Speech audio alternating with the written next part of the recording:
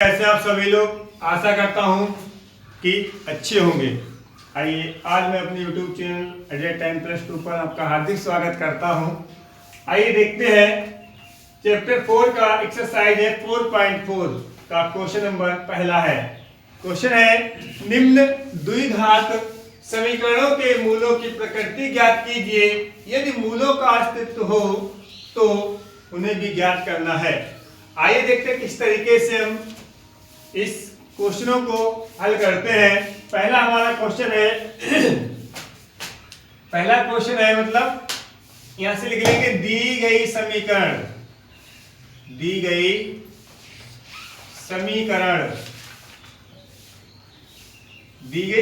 क्या है।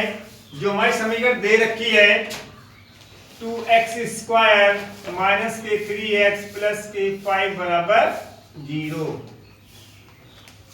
ठीक है ना। इसकी जब हम कंपेयर करते हैं, चाहे लिख भी सकते हो इसकी तुलना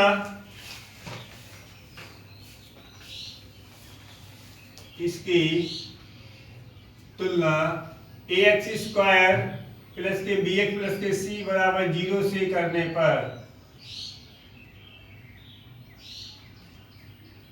भाई इसकी तुलना अगर हम इससे कर देंगे, देखो यहाँ भी x² है यहाँ भी x² है, तो यहाँ पर a की वैल्यू कितनी हो जाएगी, 2 हो जाएगी। इसी तरीके से b की वैल्यू कितनी हो जाएगी, माइनस के 3 होगी। इसी तरीके से c की वैल्यू कितनी होगी, 5 होगी। अब हमें मूलों का अस्तित्व पता करना है या नहीं है, ठीक है। मूलों की प्रकृति ज्ञात करने के लिए हमें पहले मूलों का अस्तित्व भी पता करना होगा, है या नहीं है। तो देखिए, मूलों का अस्तित्व किस तरीके से निकालते हैं। एक फार्मूला होता है विभीषकर का, d बराबर b² माइनस के 4ac। यहाँ पर देखिए b की जो हमने मान निकाला, वैल्यू निकाली है तुलना करके, तो वो कितनी है, माइनस के 3 है। तो माइनस 3 का स्क्वायर कर देंगे और माइनस के 4 है इंटू a की वैल्यू कितनी है, 2 है, और c की वैल्यू कितनी है, 5 है। इसको हल करके देख लीजिए। माइनस 3 का स्क्वायर, मैंने बताया था अगर किसी नंबर का हमें स्क्वायर निकालना होता है तो उस नंबर को आपस में 2 बार मल्टीप्लाई करते हैं। हमने आपको ये भी बताया था कि माइनस की मल्टीप्लाई माइनस से क्या होती है, प्लस होती है। तो माइनस की मल्टीप्लाई माइनस से प्लस हो गई, 3 की 3 से मल्टीप्लाई 3 3 9 हो गई। आइए देखते हैं, अब यहाँ पर माइनस 3 का स्क्वायर 9 हो गया माइनस। अब यहाँ पर देखो 4 दूनी 8 पंजे 40। अब देखो ध्यान से, माइनस का नंबर बड़ा है, प्लस का छोटा है, तो क्या होगा, यहाँ पर बचेगा माइनस का बचेगा 31, जो क्या है, लेस देन 0 से है।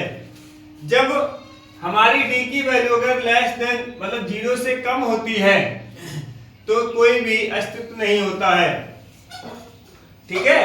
तो कोई भी अस्तित्व नहीं है। तो यहाँ पे लिख दोगे, अतः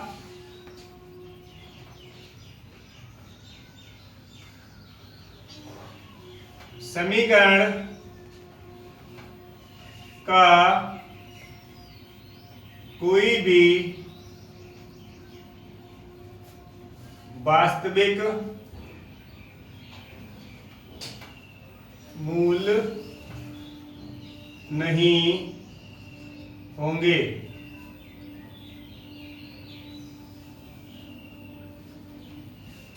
भाई जब कोई भी वास्तविक मूल नहीं होंगे तो बस यहां पर कहानी समाप्त हो गई।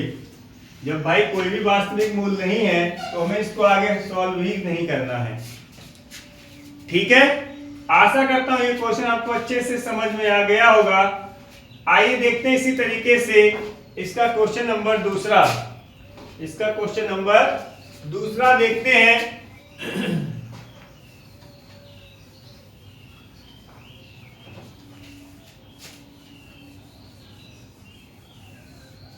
दूसरा क्वेश्चन है, हमें क्या समीकरण दे रखी है।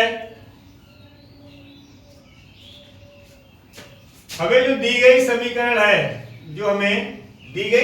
है वो क्या है, देखिए यहां से 3x² है माइनस के 4 अंडर लाइन लिखना चाहो लाइन भी लिख सकते हो, कोई इससे समस्या नहीं है, ठीक है। लिख लो लाइन दी गई समीकरण दी गई समीकरण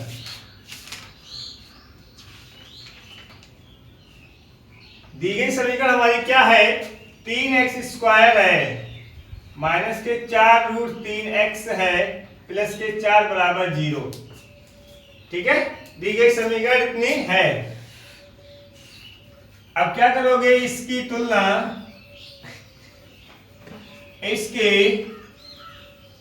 तुलना किससे करोगे? ax² प्लस के bx प्लस के c बराबर 0 से करने पर इसकी जब हम तुलना करा देंगे से करने पर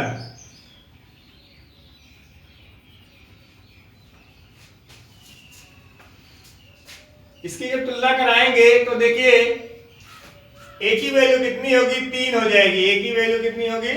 3 होगी। b की वैल्यू माइनस के 4√3 होगी और c की वैल्यू 4 होगी। अब हमें मूलों की प्रकृति ज्ञात करने के लिए उनका अस्तित्व भी निकालना पड़ेगा, है या नहीं है। तो निकाल लो।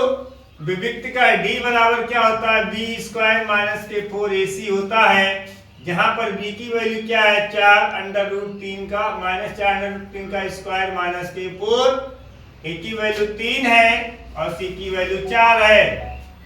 अब देखो यहाँ पर देखो ध्यान से, इसका हमें माइनस 4√3 का होल स्क्वायर निकालना है। तो देखो ध्यान से, इसको 2 बार आपस में गुणा कर देंगे।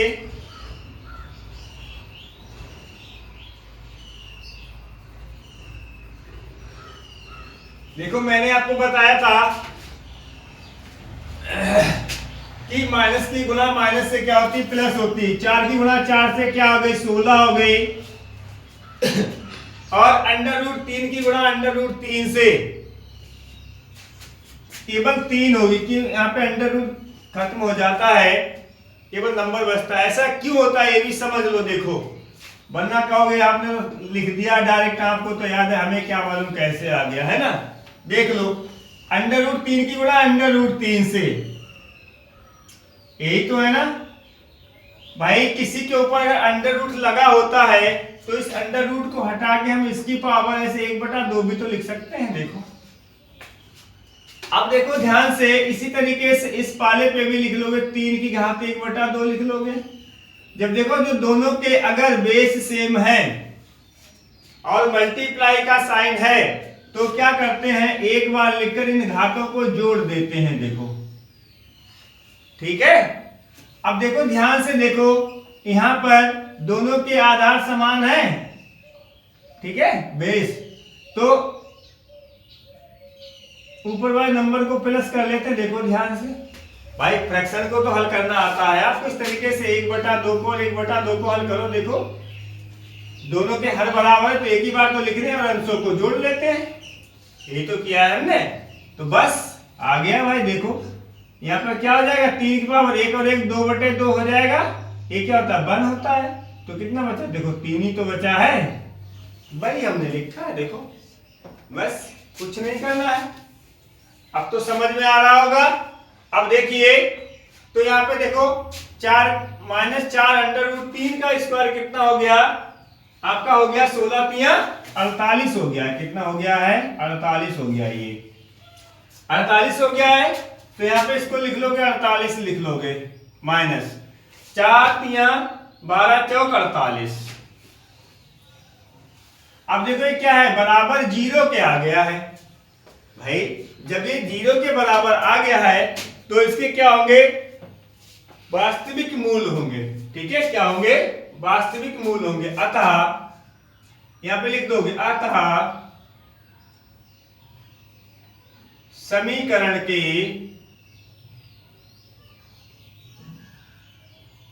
मूल वास्तविक होंगे जो निम्न प्रकार से है। भाई अब देखो हमने पता तो कर लिया कि इसके वास्तविक मूल होंगे, ठीक है। जब वास्तविक मूल होंगे तो उन्हें मूलों को निकालना भी पड़ेगा। कैसे निकालेंगे देख लो भाई, क्या होता है फॉर्मूला बताया था पिछली एक्सरसाइज में, इसमें भी बताया था, आज पीछे क्वेश्चन कराए थे। ये होता है फॉर्मूला माइनस के बी प्लस माइनस रूट के अंदर डी होता है और अपान में 2a होता है ना। तो देखो माइनस बी की वैल्यू कितनी है, माइनस के 4 रूट 3 है, अपान प्लस माइनस डी की वैल्यू कितनी निकाली है भाई, 0 तो निकाली, देखो है ना, डी की वैल्यू 0 के बराबर है, देख लो 2, ए की वैल्यू कितनी है 3 है ना। इसको हल कर लोगे, माइनस माइनस प्लस हो गया और ऊपर कितना हो गया 4 रूट 3 बटे 2 गुणा 3 लिख लो, चाहे तो 6 लिख लो, कोई दिक्कत नहीं है ना भाई। ये तो 0 है, इसको लिख के क्या करोगे, हमें इसकी जरूरत नहीं है, ठीक है। कुछ कट जाए तो काट लो, देखो 2 दूनी 2 तिया कितना आ गया 2 अंडर रूट 3 बटे 3, बस ये तुम्हारा वास्तविक मूल है ना। आशा करता हूं ये भी आपको सवाल अच्छे से समझ में आया होगा। इसके बाद अब चलते हैं नेक्स्ट सवाल की तरफ। नेक्स्ट सवाल है हमारा तीसरा, नेक्स्ट क्वेश्चन है हमारा तीसरा है,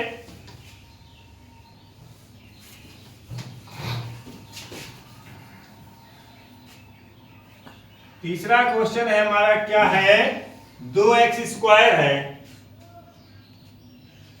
मतलब इसमें लिख लोगे दी गई समीकरण, तीसरा पार्ट है इसका, दी गई समीकरण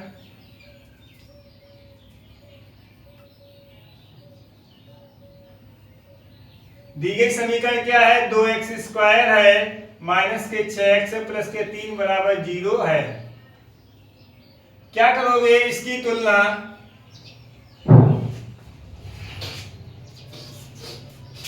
इसकी तुलना किससे कराते हैं, द्विघात समीकरण ax² प्लस के bx प्लस के c बराबर 0 से करने पर, ठीक है ना। जब इसकी हम तुलना कराएंगे ax² प्लस के bx प्लस के c बराबर 0 से करने पर, तो क्या होगा, देखिए a की वैल्यू कितनी होगी, a की वैल्यू होगी वो कितनी होगी 2 होगी, b की वैल्यू कितनी होगी माइनस के 6 होगी, c की वैल्यू कितनी होगी वो 3 होगी। अब भाई हमें क्या करना है, हमें द्विघात समीकरणों के मूलों की प्रकृति ज्ञात करनी है, यदि अगर मूलों का अस्तित्व हो तो उन्हें ज्ञात भी करना है। यही तो हमारा क्वेश्चन था, आइए देखते हैं। अब भाई मूलों का अस्तित्व है या नहीं है वो हमें पता करना पड़ेगा, तो यहां से d की वैल्यू निकालते हैं। d को हिंदी में विविक्त कर कहते हैं। d का फार्मूला क्या होता है, b² माइनस 4ac, ठीक है। b की वैल्यू क्या है, माइनस 6 का स्क्वायर हो जाएगा ना 4, a की वैल्यू मतलब 2 हो जाएगी, c की वैल्यू मतलब 3 हो जाएगी। देखो अगर माइनस 6 का स्क्वायर हमें निकालना है तो माइनस 6 की कितनी बार मल्टीप्लाई करोगे, आपस में 2 बार करनी पड़ेगी, आपस में 2 बार करनी पड़ेगी। तो माइनस की गुणा माइनस से प्लस हो जाएगी, 6 की गुणा 6 से 36 हो जाएगी। देखो इतना कर लिया हमने। अब देखो यहाँ से 36 हो गया माइनस 4 की 2 से गुणा, 4 दूनी 8, 8 की गुणा 3 से 24, यहाँ पे कितना बचेगा भाई देख लो ना, 6 में से 4 घटा दोगे 2 बचेंगे, 3 में से 2 घटाओगे 12, सॉरी 1 बचेगा, ठीक है। तो ये आ गया, ये क्या है ग्रेटर देन 0 है ना। तो देखो जब ये ग्रेटर देन 0 है तो क्या होगा, यहाँ पर वास्तविक मूल होंगे, तो यहाँ पे लिख दोगे अतः समीकरण के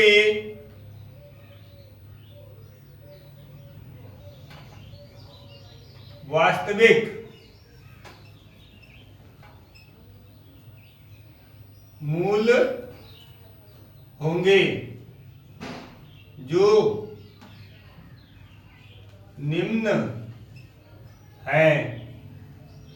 भाई देखो निकाल लो, वास्तविक मूल कैसे निकालते हैं? x बराबर क्या होता है? माइनस का b होता है, प्लस माइनस अंडर रूट के अंदर d होता है और अपान में 2a होता है। माइनस b की वैल्यू कितनी है? माइनस के 6 है, प्लस माइनस d की वैल्यू कितनी है ना? 12 है, तो 12 लिख लो, क्या दिक्कत है? लो 2a की वैल्यू कितनी है? 2 है।